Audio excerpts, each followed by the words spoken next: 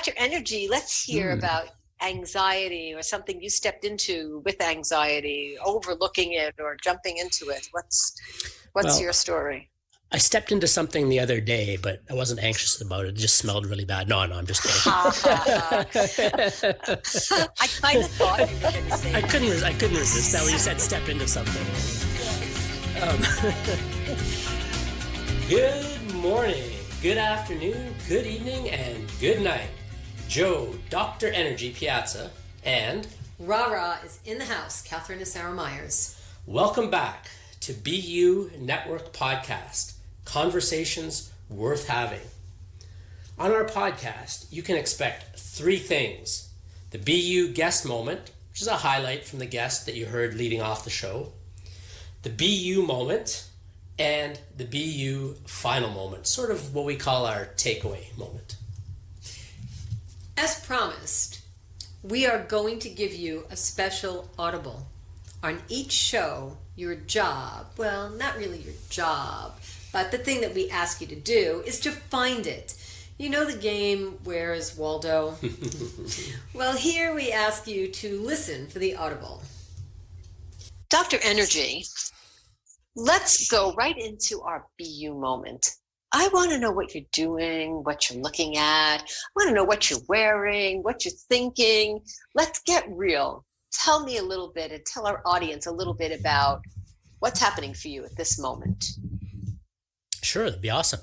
So, this weekend has been a busy weekend. I spent a good portion of it actually doing my recertification for my emergency first aid and CPR. That's good. Yeah, it was a lot of time. It was good to remind myself and to remember, if an emergency happens, how to be able to help out. It was a lot of fun. I got to do it with a couple of colleagues, so it was good times. We had a really good time. So today, I was feeling a little overloaded mentally, with having been in learning mode most of the weekend. So I'm pretty casual today. Just pair of shorts and a t-shirt. My apartment, the heat has already been turned on. I don't have control of it, so it's a little warm in my apartment, even with the windows open, and it's the beginning of October here. So I'm trying to be casual and just staying cool. I'm wondering why you're wearing shorts. It's cool outside. It was actually almost 20 degrees Celsius today here in Ottawa, so it was a pretty nice day. Yes, it was pretty similar with the weather here as well. It was beautiful, and yes, the heats are on.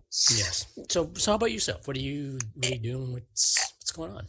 Okay, I heard you were just about to say, what are you wearing? But it seems different when I ask you than when you ask me. It doesn't sound as good when I ask, does it? No, it doesn't. Yeah. But I would have known how you meant it. So we're not. Let's we'll just leave the conversation right there, because again, as we've said before, this is not 50 Shades of Grey. No, but let me tell you, it's navy blue, just so you know. Okay. So my BU moment is I'm standing in my bridge room.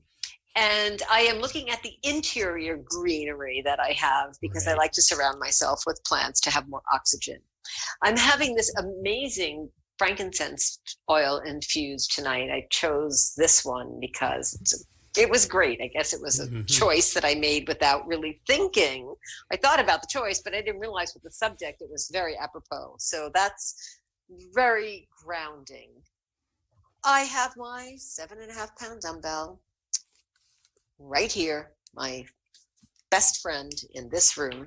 The reason why this is my best friend in this room, as you know, it keeps my mind in rote behavior for exercise. Does that make sense? Sure. It is there, no matter what. It becomes a habit. That's right. It's a great habit to have. Also, one of the things that I surrounded myself with today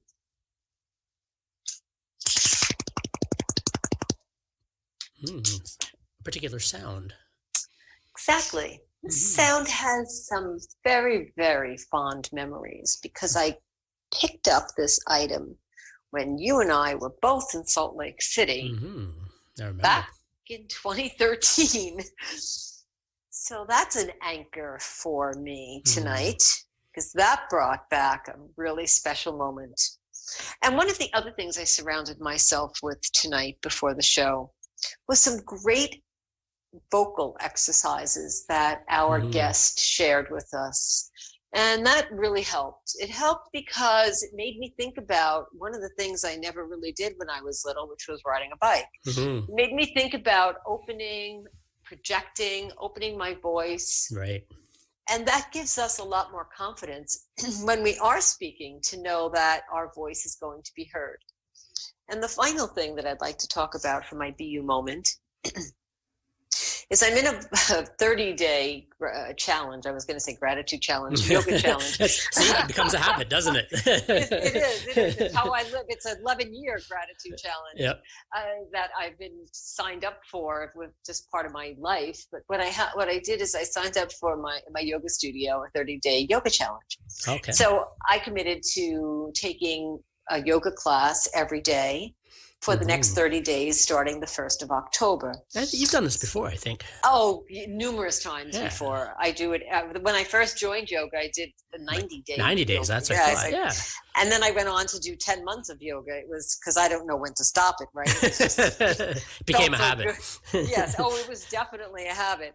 So what I did is, in the last 6 days, I was at my studio every day.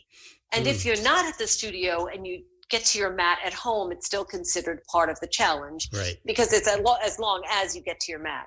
Right. So I take the different classes that are there, so I can do yoga or Pilates or yin or a stretch and surrender class. And that's a great community feeling, because we go into the classroom and I know I'm in it for 30 days or more, but I know it's 30 days and I just feel so good about it. There's no decision. Am I not going? Can I not do this class? Is this class really hard?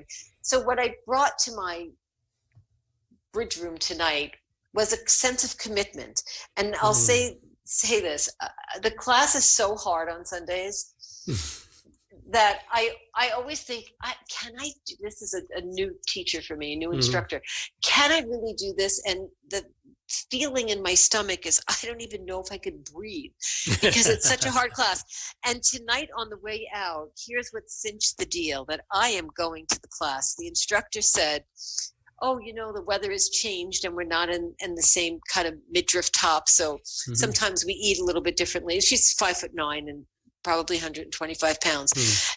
And I said, and when you're my age, and I told her my age, I said, you try 3 and 4 times as hard. And she said, well, I take you for 48. I said, see you next Sunday. Bless you. That's it. My new best friend. I am never not going to the Sunday class at 1:30, because when she said that, the adrenaline and the endorphins that were released were, wow, 48. Okay, you mean every time when I was doing child's pose, I looked like a 48-year-old because I couldn't do everything else that was going on. So I do child pose so good. I look 15 years younger, maybe not 15. That's one of my favorite poses. Isn't it? Yep. It's great. And when you do it actively, it is a really good pose where you stretch your arms. So I did that today, and it's part of my commitment. And it feels really good to know that not only am I going to do this challenge, I am not going to switch the class because it's hard, because I can find my results week to week, knowing if I feel more or less sick to my stomach when I'm doing that class. If you happen to feel a little bit anxious about it. Exactly. Well, I definitely found a way to overcome that in the yoga room, and that is close my eyes, breathe deeply, and step right into it. Commit to it, right? Yes. So thank you. That's awesome. Exactly where I'm at. Excellent. That's awesome. Thank you for sharing. That was beautiful. Yeah, thank you for asking. Thank you so much for being with us, Gloria. I appreciate your time and your clarity. There's so much that you have to offer our audience. And as a friend, I want to thank you, because reflecting back on the things that we've done over the last, decade, and maybe more recently what our current experiences have been, it's been an amazing journey for us. So I want to thank you for being with us. That's very important to Dr. Energy and I. Yes, absolutely. I really appreciate it. And I do thank you also for giving me the opportunity to be on this podcast with you to talk about such a fantastic topic. I was so excited about this. You know, not too many people would be, but we know that your heart is in the right place. And it seemed like you would give crystal clear messages to the subject. So our audience may not know what that is. So let's reveal, you know, I can imagine being in an art gallery and we're unveiling this piece of art. And tonight, Gloria, you will be unveiling with us the subject of anxiety. Yes.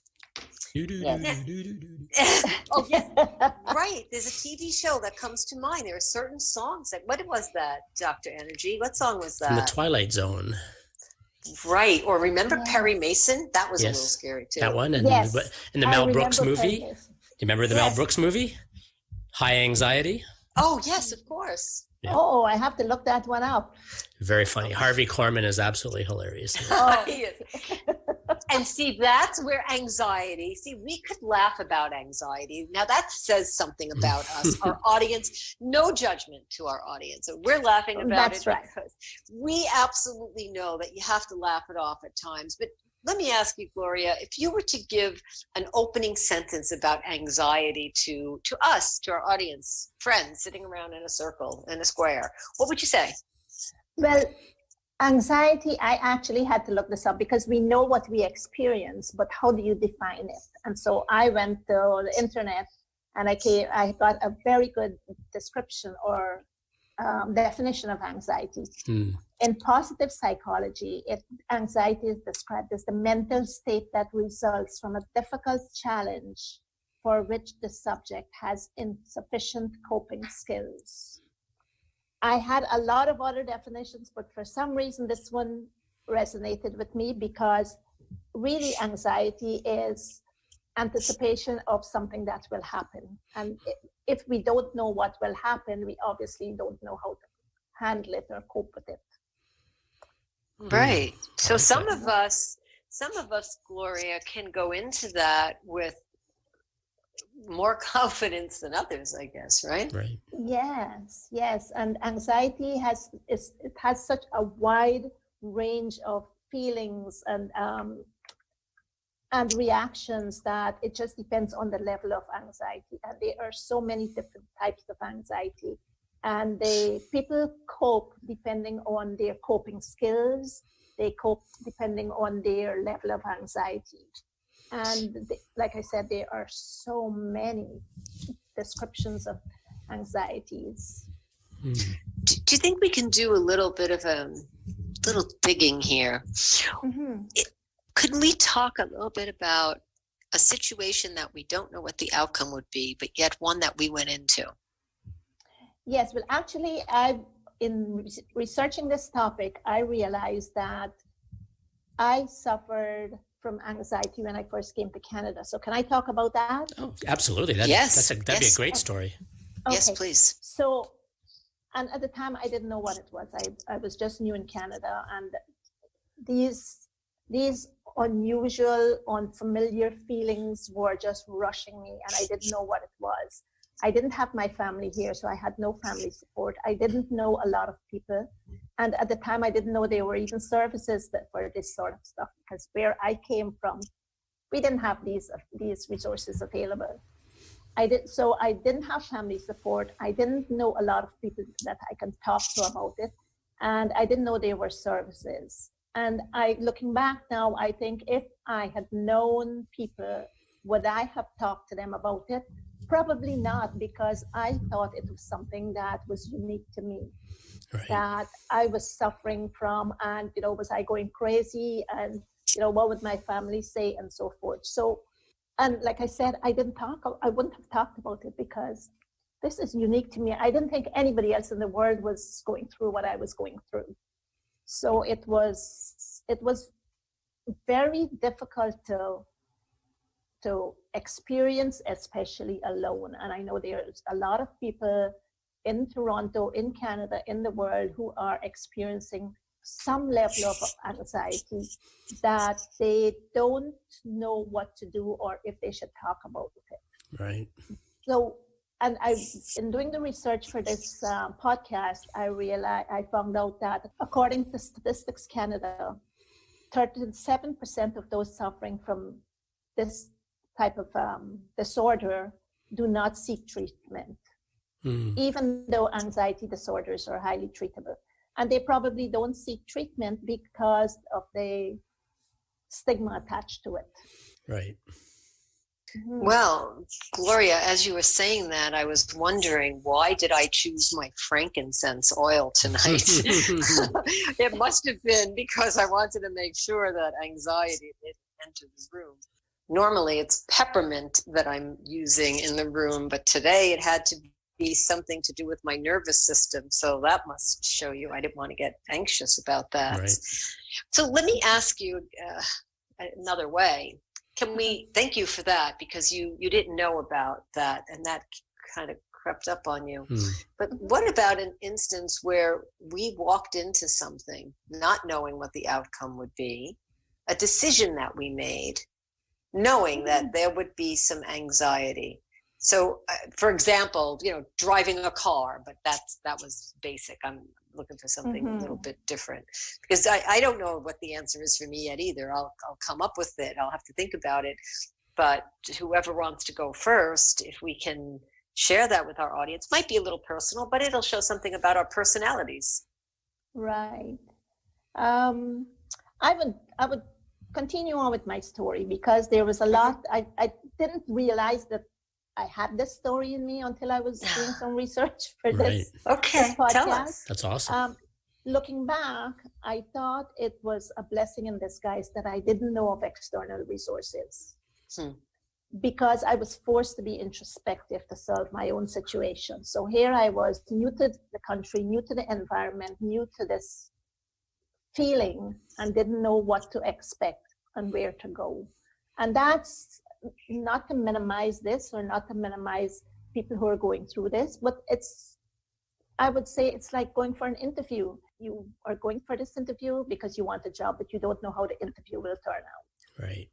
And that causes a lot of anxiety. And most people do not really do well on interviews because of this anxiety. Right. They say that sometimes people have that, what do they call it, lab coat? The white coat syndrome with doctors, yeah. Right? So, Gloria, tell us a little bit more, because this is a story that you just discovered. So I feel like you want us to know. I do want to know more. This is really good.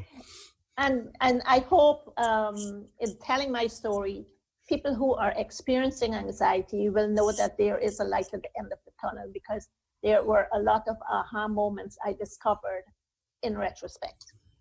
Beautiful. So what I started doing at the time was I started writing, because I love writing. At the time, it wasn't called journaling. It was just called writing.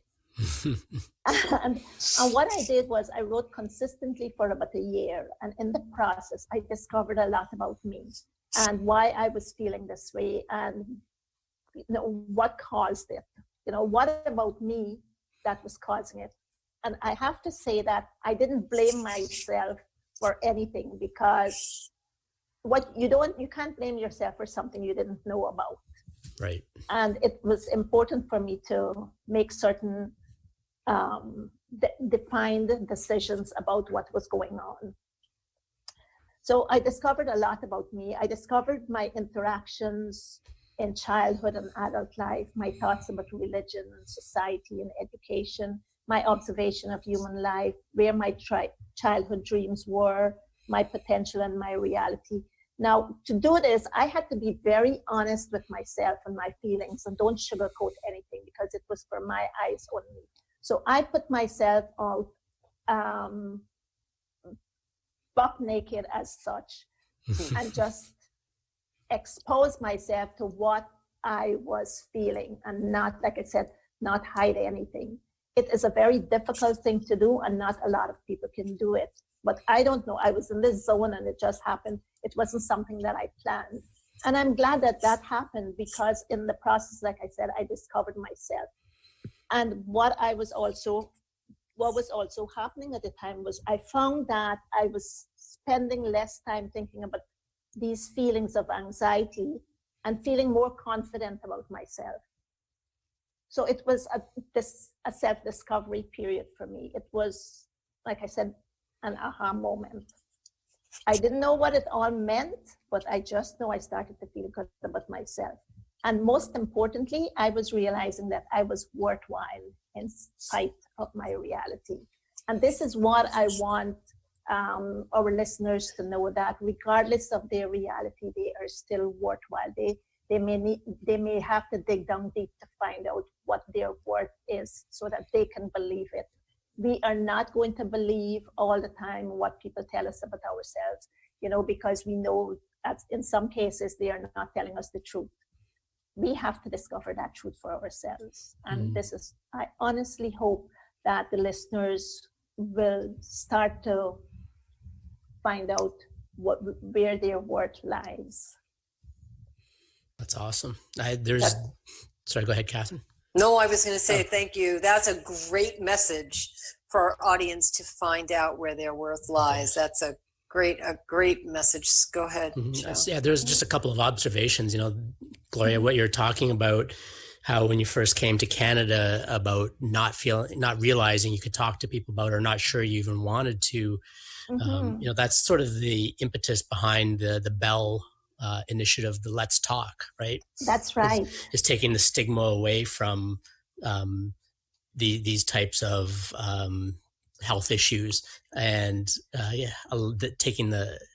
taking away the veil so that people can talk about it in the open. Yes. I think that's one of the big, we talk freely about our physical ailments with people all the time, especially you hear it, especially with retired people, right? They're sitting around and everybody's like competing to see who's got the biggest issue, right? So we talk about those things all the time, but we never tend to talk about our mental and emotional or psychological health.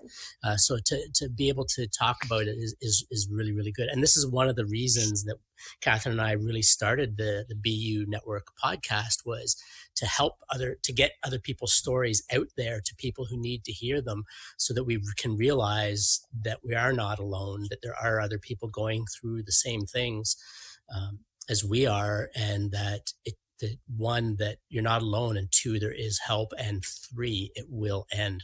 This too is passing.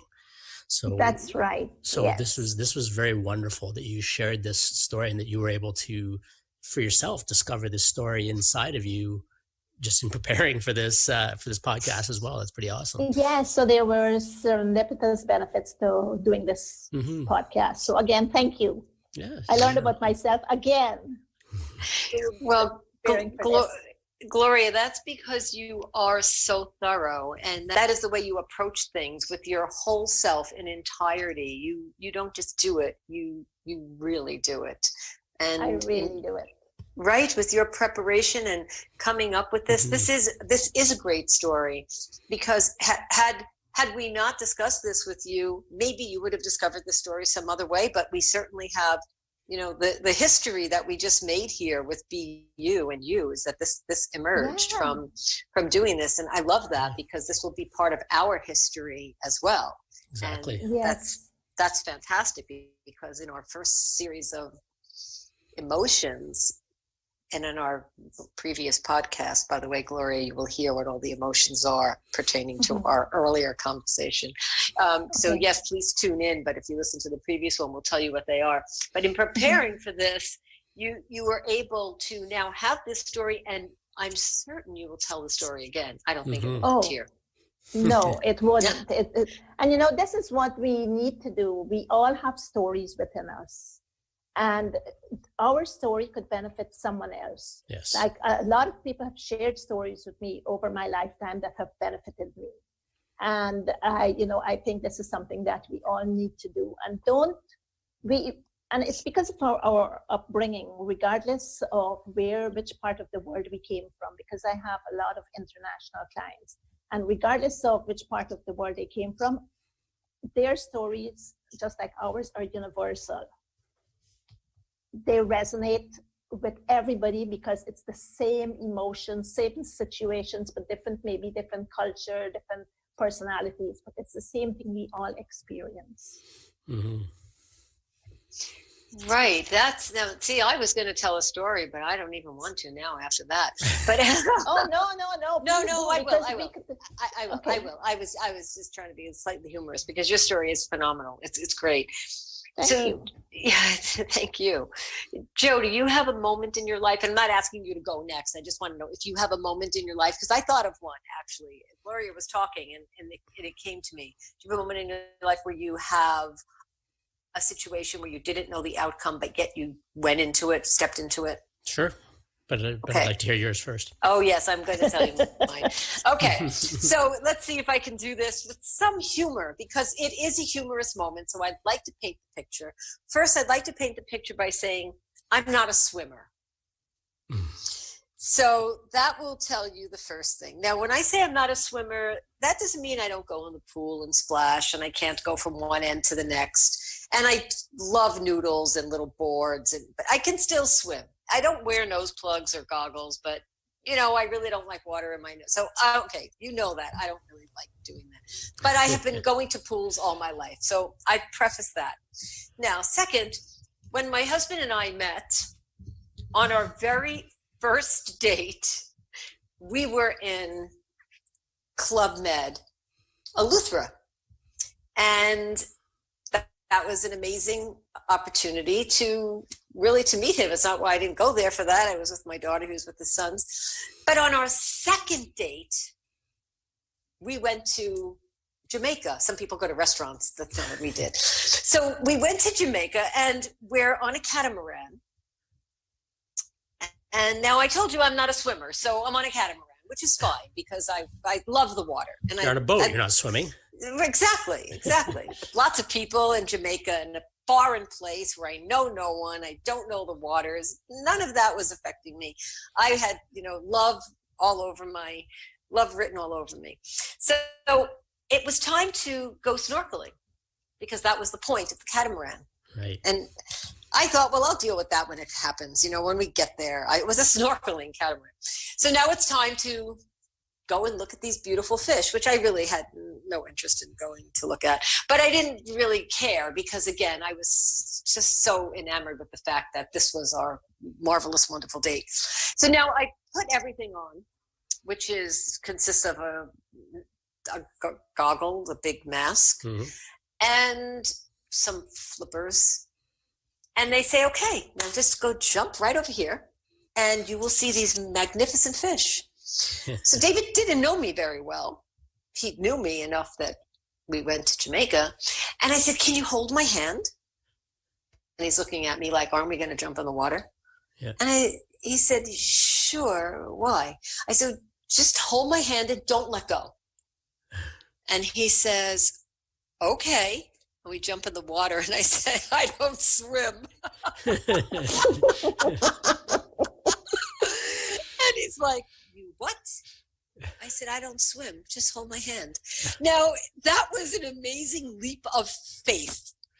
For both of you. Absolutely. Because he didn't ask any more questions other than, okay, until we get in the water. So that was the basis of our trust. And there was a little bit of anxiety, but really not much, because when I said, you won't let go of my hand, right? Now, I didn't ask him if he could swim. But I assumed that being a Pisces and being on the catamaran, he would not have taken me there if he didn't swim. Right. So I went by straight intuition. That's my story about anxiety. And trust. Sorry? And trust. Oh, yes, right. Anxiety and trust. Exactly. And it wasn't my last time on a catamaran, and I have gone snorkeling before, and he does hold my hand. That is a prerequisite. Okay, and I will just tell you one more part to that. So fast forward 33 years later, I have taught one of my grandchildren, assisted teaching one of my grandchildren to swim. In a pool. Yes, in a swimming pool. Yes, exactly, with life jackets and preservers. Okay, that's the end of the story. Joe, tell us a little bit about, unless you have something you wanted to add or say. No, that's just, a wonderful example of how, anxiety often takes us out of the present moment, right? It takes us, because we get so worried about what might or might not happen. We get ourselves so worked up over it that it takes us out of being able to experience the present moment for what it is, and to be really paying attention to what's going on.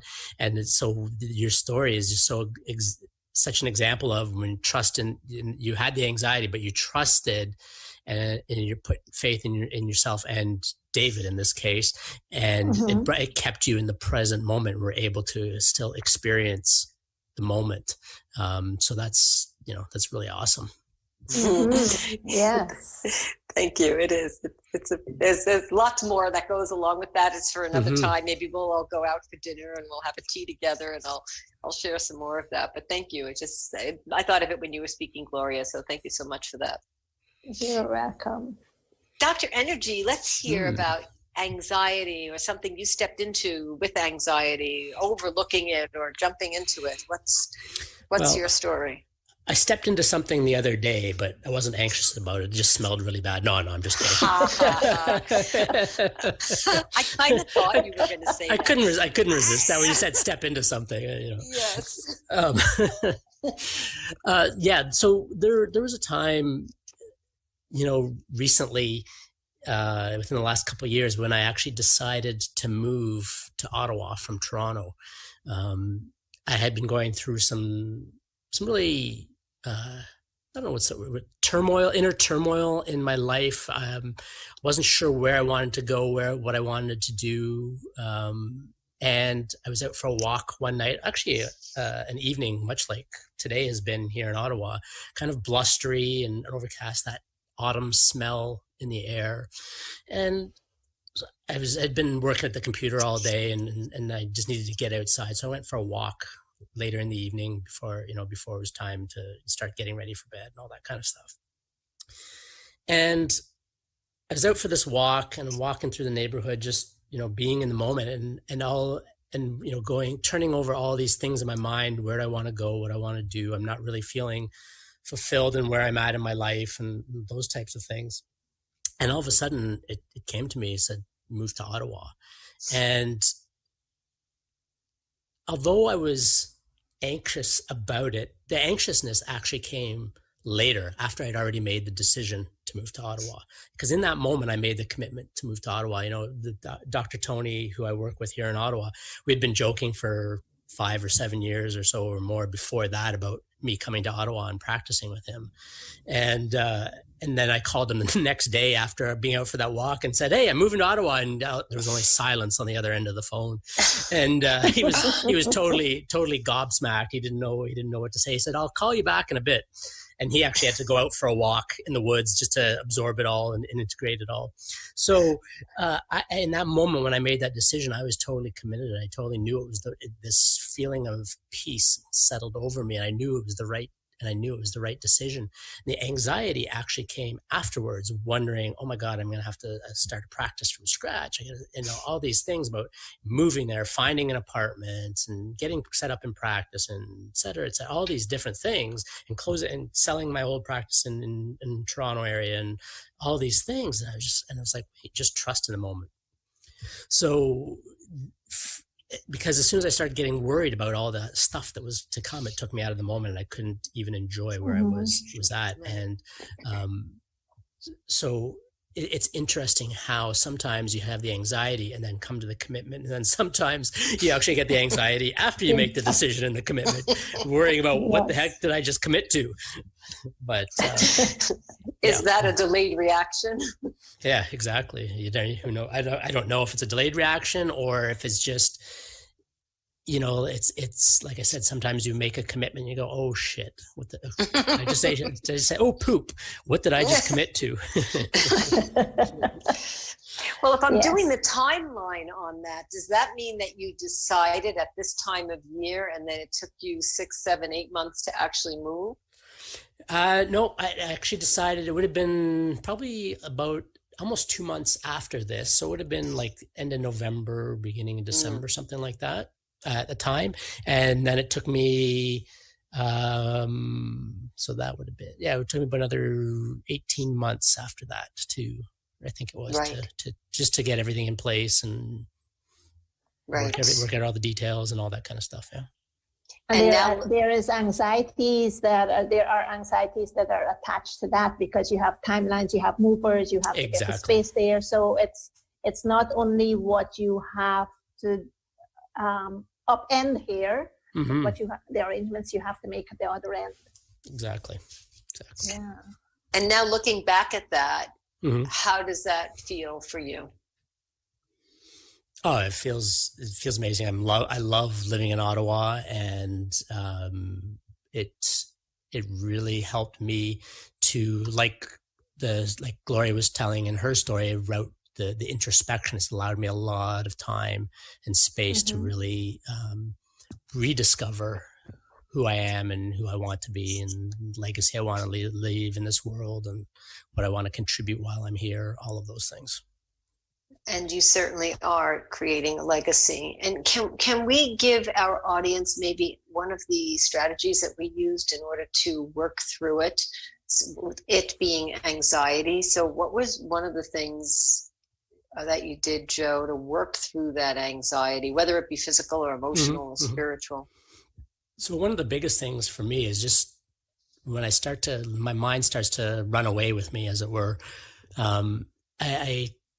First of all, you have to become aware that that's what's happening in the moment. And because usually what happens, your breath gets a little short, and it feels like your heart's pounding a little bit faster than usual. And for me, it's just becoming aware of that, and then stopping in the moment, taking a couple of nice deep breaths, usually in through the nose and out through the mouth. I find that to be the most calming and grounding breath. And then just noticing what I'm feeling in the moment and saying, okay, here's what I'm experiencing, and not trying to, not letting myself get carried away with like all the different thoughts. Okay, here's what I'm feeling in my body right now. So just becoming aware of and noticing the sensations in my body. Where do I feel the breath in my body? Where do I not feel it in my body? How can I feel it in that space if I'm not feeling it there? So the breath really helps me recenter, refocus, and calm myself down. That's a great strategy. Thank you, Gloria. Gloria, would you like to share a strategy with our audience and Beth? Sure. What I do is, especially if I am at home more often than not, if I don't have clients and I'm not out and about, I have to leave home, because I feel as though the whole world is closing in on me. And what I like to think, it's because my world extends up to the ceiling, so I have to get out of here.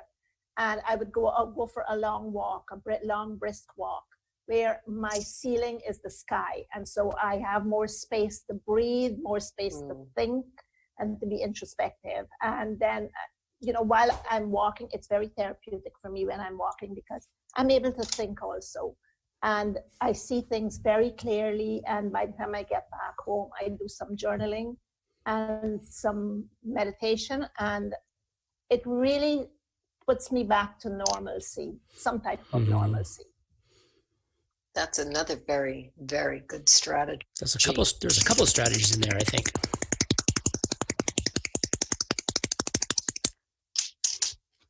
Ha. You'll have to guess what that is, but you don't have to guess now. That's our audible for tonight. Let me share. Yes, Gloria, there were more than one strategy. There was more than one strategy there. Thank you. Yes, thank you. I would like to give you the strategy that I used at that moment when I was snorkeling, because I have different strategies that I use today for different things. But that day, and I remember it very clearly, I thought about the big picture. And the big picture was, wow, I have never felt this before. And I want to hold his hand and do something together that is going to be amazing. And this has to be amazing because we're going to make it amazing. Right. And I totally thought about the big picture. At the big ocean. The fact that I was in this thing that was so enormous that I thought nothing's going to happen. I didn't even think about what would happen. I thought about the joy of it, to be honest with you. Right. The pleasure. I remember to this second what it was like to jump into the water. I will never forget it. It will always be with me. It was a wonderful moment. So I thought about the big picture. Maybe we cannot do that every time and stepping into something with anxiety because a dog could be coming at us, or it could be, but I stepped into that because that moment allowed me to. And maybe there was something that I did in my head that I was not really even thinking of, but it was certainly being present. And that took all of my focus and concentration. So I was present in the moment and I thought of the big picture. Those are the strategies that I used. Wonderful. That's awesome. That's a very positive example of confirmation bias, because what I noticed is people with anxiety, they tend to have the negative aspect of confirmation bias. So they think that, you know what, I know this person doesn't like me, or I know I'm going to be late, so why should I bother? And then sure enough, they're late, and then when they're late, they say, I knew it was going to happen. So they look for instances or occurrences that would match their belief system. Right. Which is exactly what you did, but on the positive side. Yes, I matched my belief system. You're right. And here we are, Yes. 33 years later, married, still holding hands. One of the things that we do very often. So I guess that's what calms me in my anxiety. I want to say that this was so far an amazing topic, and I feel like we could go on, and I believe that we could certainly take this to the next level, and perhaps we can do that offline and together and come up with a sequel to this. Maybe there's something to be said for digging deep into anxiety and the different approaches that we have. Maybe we can come up with that together and decide how I would love a sequel. Yes, so would I. What do you say, Dr. Energy? I'd say that would be great. And I think that for this time, we should give our guest the last word, as it were. Yes. Gloria, please give us something in our audience, something that you would like them to know. And there's a second part, if we can do that. Could you also give us one of your takeaways from tonight's show, Gloria? One of the takeaways from tonight's show that I got is what I said in the beginning: we should talk about this more often. Because in talking about this on this show, we discovered so many, I discovered other strategies that I could use. And I realized that I am not the only one who has ever been anxious, that it caused me to stop in my life and think, what is happening? So again, we need to talk about this. So for our audience who are listening in, find someone you trust who you can talk to about this, and this person be your accountable partner, because anxiety disorders are treatable, but you have to take some part, do your part in getting healed or getting the problem solved. So talk about it with someone that you trust, not any and everybody, but someone you trust, and let them be your accountable partner. Gloria Pierre, thank you so much for being our guest tonight, and for being our friend, and for sharing your wonderful story with us and our audience. And thank you for agreeing to a sequel. That means a lot to us. Yes, look forward to the sequel. Yes, me too. This was exciting. This wasn't as anxious. I didn't have as much anxiety as I thought. So to be continued, yes. Excellent. Continued, definitely. And again, thank you for the opportunity. I truly appreciate it. And we appreciate you for being on. Yes. Thank you. We're grateful that you're here with us. Thank you, Gloria. You are very welcome. We just heard from Gloria what her takeaway was this evening. I'm curious to know, Kathryn, what is your takeaway from this evening? Okay. Well, thank you for asking. This is our BU final moment. Correct? That's correct. Okay. The reason why I asked is I had a different takeaway as well, so I wanted to clarify. So I might tell you both. Sure. Okay. My BU takeaway from tonight's show with our awesome guest, Gloria, and what you said tonight. Thank you so much. It really opened my eyes. I felt that we really opened up. It's that being anxious is an emotion, but being trusting is a way of life. I like that. Pause for thought on that one. Thank you. And the other takeaway, that it was not a BU moment, but the other takeaway that I had is I found myself doing a timeline when you were talking about when you decided to move and when you actually moved. I was trying to figure out, my mind was like, wait a minute, the weather was like that, and when did you decide? And I was trying to put myself in your position, thinking, was I there? Did I know that? I started to get all into my head about it. And that was my other takeaway, was that I was being a little bit of a nosy body about that, but I didn't realize that I would do that. So I was just trying to figure it all out. I just wanted to let you know I learned something about myself when you told that story. Cool. Isn't it amazing how the power of story can do that? Like, it just, how we can connect and start thinking, you try to put together the pieces, and it's kind of fun. It is. And when you described the weather and what it was like outside, I thought, you said weather like that. Was it this time of year? I had to go right into figuring it out. It was amazing how you brought me right in, the true Toastmaster that you are. You brought me right into that moment. And I was trying to figure out, was it September or October of last year or 2 years ago? So yeah, actually not last year. So thank you for that. That was my additional takeaway. What about your BU? Final moment. As I mentioned about when Gloria was talking about anxiety, about how anxiety is sort of, we get outside of ourselves into the future. We start worrying about what might happen. I was kind of thinking, well, what happens when we, instead of going into the future and getting all anxious about things, about what might happen, what happens when we cast our mind backwards into the past instead of being in the moment?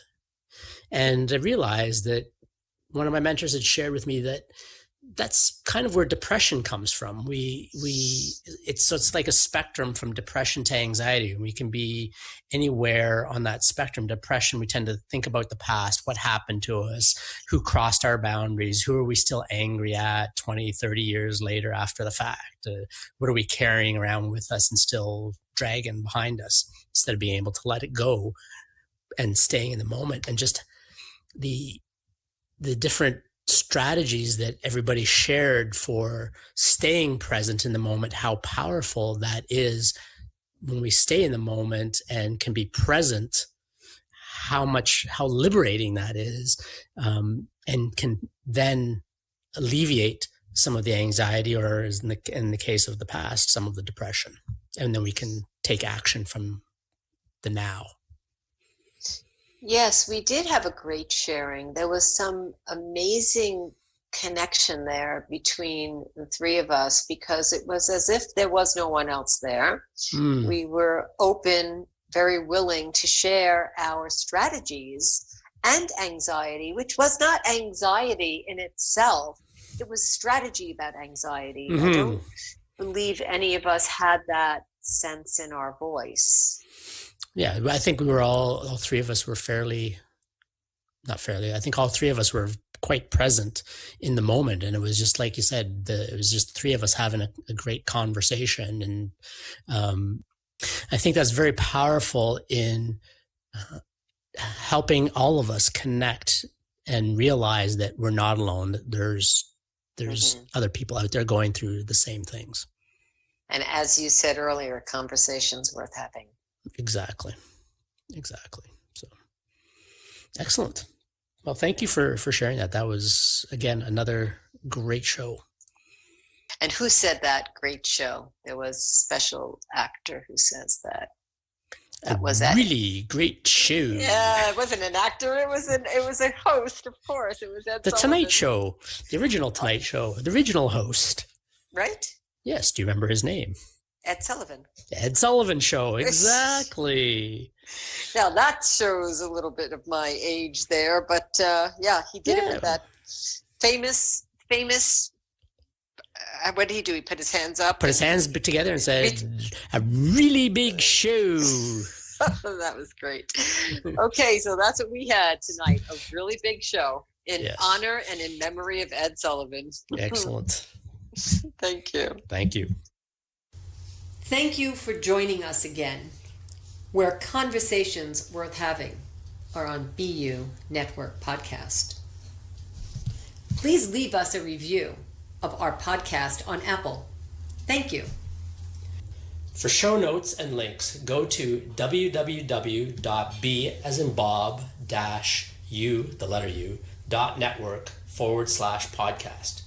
Connect with us via our website, www.b-u.network, or build a relationship with us. Sign up to receive information, updates, and your free video training at www.b-u.network/pro.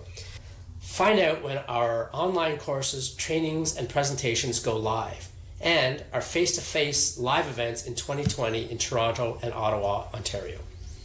We're looking forward to hearing from you, and thank you for being with us. Ciao. Ciao, babies.